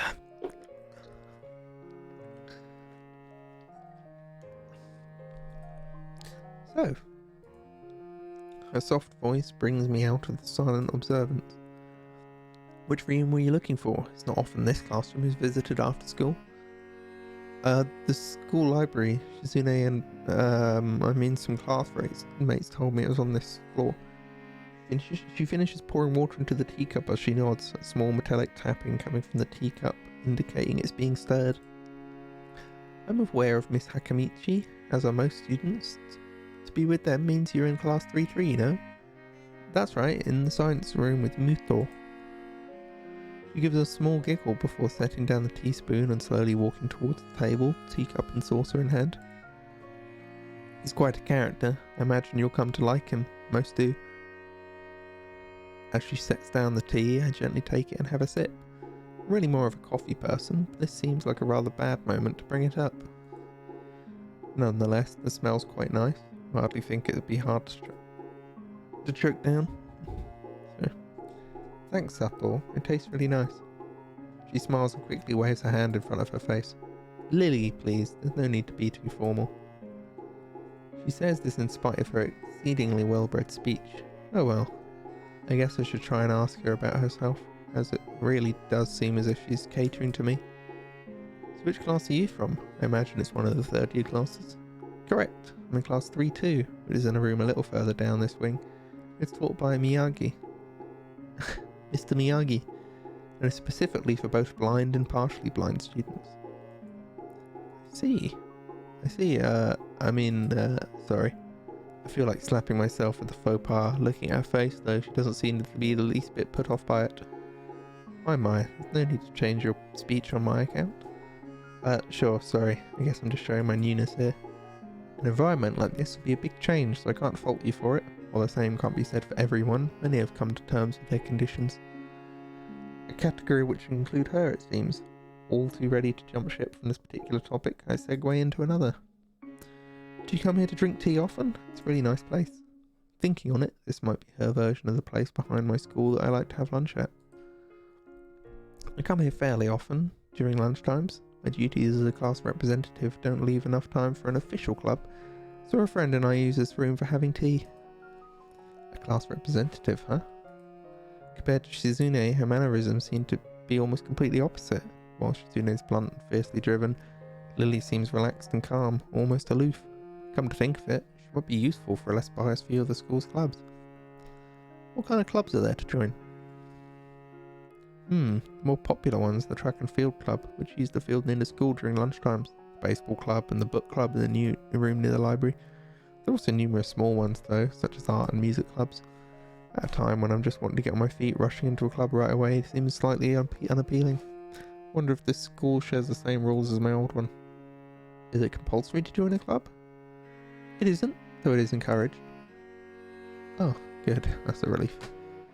I really let my guard down around this girl to let such a thing slip out. The fact seems to slightly amuse her. Not wanting my tea to get cold, I finally start drinking it as Lily does the same. As I look over to the window over her shoulder, I notice the light coming into the room has a distinctly orange hint. Even here, time doesn't stand still. The time's gone quickly. Sorry? Right, she's blind. Of course she can't see the sun setting. It just looks like the sun's starting to set. Seems to come as a surprise for her. I guess she must have lost track of time. Sorry, Hisao, I didn't mean to keep you from the library for so long. I quickly moved to allay her concern. No, it's okay. The library's still open, isn't it?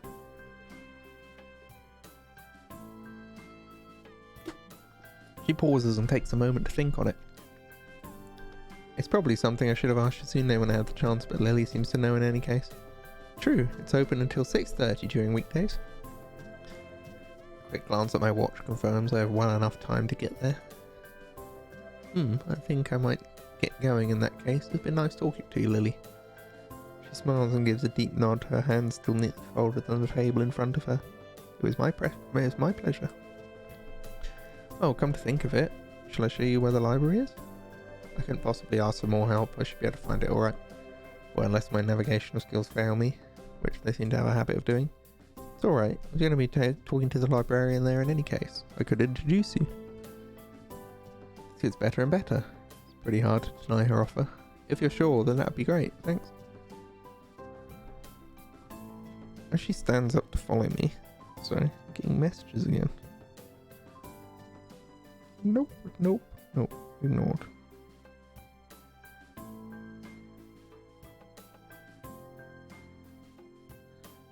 Someone random followed me who I've never heard of.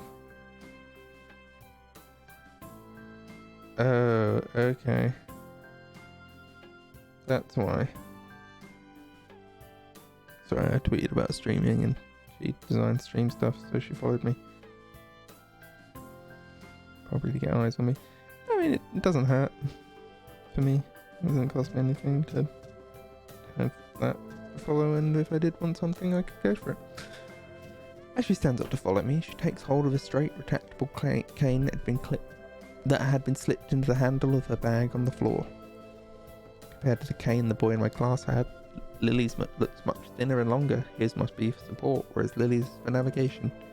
Together, we leave the peaceful room and enter the empty hallway on the way to the library. Side by side, my pace carefully slowed to match hers. We slowly walk through the hallway. It doesn't take too long for us to arrive at the door to the warm-looking room, apparently situated in the centre of the floor rather than either wing. Ladies first. She gives an appreciative smile to the gesture, taking the lead as we file in.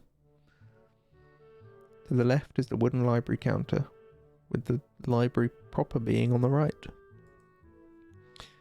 It easily dwarfs my old school's library, with the distinct smell of old books giving the place an almost old world air.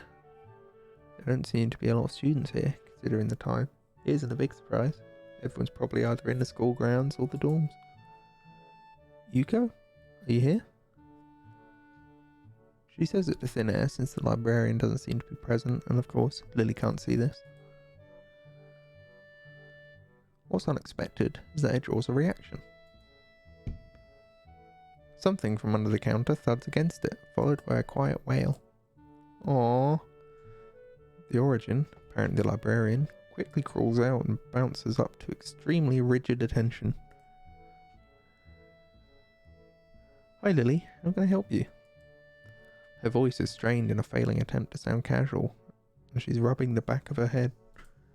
Good afternoon, what happened just now? I heard a strange sound. It's nothing, I just hit my head.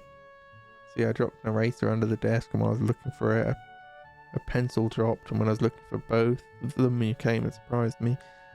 Are you alright? I'm sorry, I couldn't know. It's okay, I'm okay. Sorry for making you worry. This is nothing, I've had worse happen to me. She's quick to reverse Lily's apology, almost frantically trying to push aside the possibility that she could be in any way inconvenienced by bashing her head on the counter. Yes, worse things have happened. The girl fidgets with her fingers. As Lily doesn't seem to drop her concerned expression, then she shuffles some papers around the counter for no reason. A little shorter than Lily, repeatedly with glasses, freckles, and a very troubled look. She seems to fit her library perfectly. Lily, did you get the message? Message? Oh, the 2 imported books that arrived. Right, they finally came. Can't believe it took so long, but amidst her celebrations, partially for managing to change the topic, I'm sure she noticed from the corner of her eye and freezes on the spot when she does. Oh no, I'm sorry for not noticing you before. Did you need to check out a book or return one? I'm sorry. The way she can so quickly shift between moods is a little unsettling. He's with me, Yuko. This is Hisao, a new student. Hisao, this is Yuko, the school librarian. Pleased to meet you. Hisao, right, Hisao. Pleased to meet you too, Hisao. For a second, she visibly attempts to engrave the name on her mind so she won't forget. Yuko often arranges to import foreign books and braille for me. Would you like to tell Hisao a little something about the library? Lily's innocent suggestion is met with an expression of abject terror. Please, Lily, I can't. I don't know what he would be interested in. This is too much responsibility. However, how it's any responsibility at all, I don't get. But her objection is so sincere, I don't doubt for a second that she would rather disembowel herself on the spot than tell me where the light novels are. But, so there are a lot of books in braille here. I attempt to save the day by asking the first that pops into my head. It seems to work at least partially, as Yuko seems to not exactly relax, but at least looks slightly less tense. Well, I think about a third or a fourth of Yamaku's library is either in braille or audio. Makes sense, given all the blind students that would be here. If it's only that, how come the library is so big in the first place? Well, we get a lot of new books regularly because the funding of Yamaku is so good, that's probably why. They spend more on new books than on my salary, and then I have to organise and shelve all of them. It's so troublesome and they weigh so much. I wish I could quit this job. A very awkward silence follows this revelation of too much information. I'll go check the aisles then, if you don't mind. It's probably best for all of us if she doesn't keep talking to me. Very well. Meanwhile, Yuko, I would have those books if it's alright with you. My first impression was right. The library is surprisingly big. Ambling down the narrow aisles, I studied the spines of the books in random order, occasionally sliding one out to read the blurb, taking it with me if it looked good. In a few moments, I have a respectable stack of books in my arm. I guess I'll never be stuck for choice in here. The normality of the library sinks in. Sure, there are large print and braille books scattered throughout, but it is what it is. A library. It's like the calm mood from the room I had tea with Lily in has snuck in here with us, unless it was here to begin with. Something about that puts me at ease, just like before. I reach the end of the aisle and find a collection of desks set up for study or personal reading. Going a little further though, I discover a nice quiet corner at the back. While the rest of the library has the old student sitting at a desk,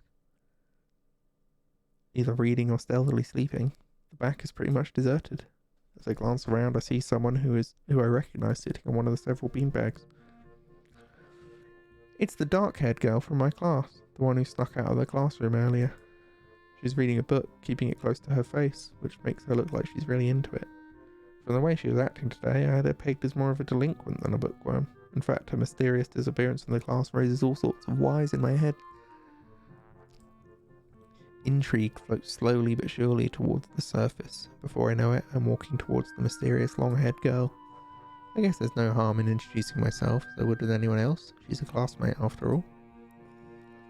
Walking over to another beanbag, I take a seat and lay my books beside it. The girl starts looking scaredly up at me from underneath her fringe. This is the first time I've seen her up close. Underneath her long dense bangs, I can see the part of her face, at least a third if not a half, is pretty badly scarred. My eyes are immediately drawn to the scars, subconsciously peeking past her hair until they meet her own eyes. For a second I'm shocked and divert my eyes to the book in her hand, before I realise that looking away probably only makes it worse. It takes too many seconds to collect myself and remember why I walked up to her. I'm sorry, I didn't mean to startle you. It's okay. The girl certainly doesn't look like it's okay, but I let it slide. So, do you mind if I sit here? She seems to be uncertain whether it's okay or not for me to sit here, but she finally nods just a little. Okay. I take the seat next to her and she hides herself behind her book. Life of Pi. Never heard of it. So, sorry I'm startling you. It's how? She looks up from her book, stalling a little before replying. No. We're in the same class. Her speech is stilted and so quiet that it's barely audible even in the same library. Somehow I think that my delinquent impression of her was wrong. Hanako. I'm Hanako. I resist the urge to say that's a nice name, just to have something to say, but really it's the only thing I can think of. I feel like an idiot. Everyone here must be used to being different to each other, and here I am all bothered and fussed about that kind of thing. Don't let me interrupt your reading, I'll just check these books if you don't mind. She nods a little and sighs a little sigh of relief. She'll try to read the covers and the introductions of the books I picked up, and she buries her face in the book. Uncomfortable silence consumes us. My eyes still wander to her direction, and I sneak peeks at her flowing hair and the scars it's hiding. After a while I realise that she's doing the same, and only pretending to immerse in the life of Pi. Her gaze is not inquisitive at all though, it darts around like a scared rabbit. When our gazes finally meet, the chain reaction is unstoppable. She stands up forcefully from the beanbag and takes a deep breath. I? I've got to go do something. Without warning, Hanako takes off and runs towards the counter. Her hair-like take-off catches me so off guard that I don't manage to go after her until she has a good head start. By the time I reach the counter, she's nowhere to be seen. Lily and Yuko are happily chatting away. Knowing that I won't be able to catch Hanako myself, I approach the girls. Hey, did you notice a girl run past here? Maybe. What does she look like? Long dark hair, kind of shy. She had, some scars on her face. You wouldn't be talking about Hanako, would you? Yeah, that's her. I saw her reading and tried to talk to her, but I think I scared her off or something. Oh dear. Yuko, would you excuse me? I'd better try and find her. Sure, I'll just hold on to these until you come back. What's going on? I'm sorry, but I'll have to explain to you some other time. Right, I'll see you later then.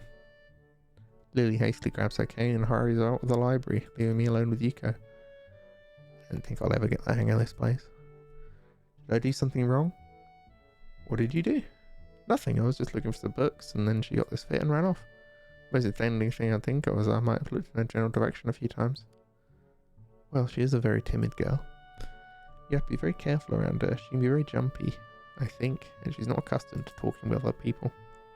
Isn't that a bit strange? I wonder. It's just how she is, I think.